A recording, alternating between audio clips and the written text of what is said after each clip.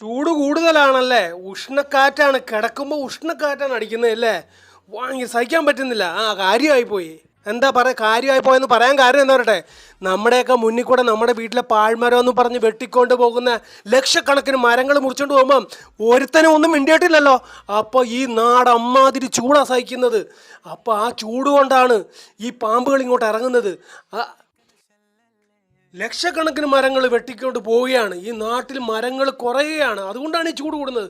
പിന്നെ പാമ്പിനെ തുരത്താൻ ഏറ്റവും നല്ലത് നമ്മൾ വീട്ടിൽ പൂച്ചകളെ വളർത്തുക. പൂച്ചകളെ വളർത്തിയാൽ പാമ്പിൻ്റെ ശല്യം ഉറപ്പായിട്ടും കുറയും.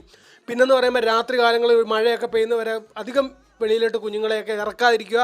അവരെയൊക്കെ റോഡ് സൈഡിലൂടെയൊക്കെയുള്ള നടത്തം ഒഴിവാക്കുക. കാര്യം വീട്ടിൽ കയറി കുറച്ച് ഇരിക്കുക എന്നേ പറയാനുള്ളൂ. പൂച്ച സാറ് കൈകാര്യം ചെയ്തോളും. പൂച്ച സാറിന് അറിയാം പാമ്പുകളെ എങ്ങനെ ഓടിക്കണമെന്നും എല്ലാം. അതുകൊണ്ട് പൂച്ചകളെ വളർത്താൻ മാക്സിമം ശ്രമിക്കുക.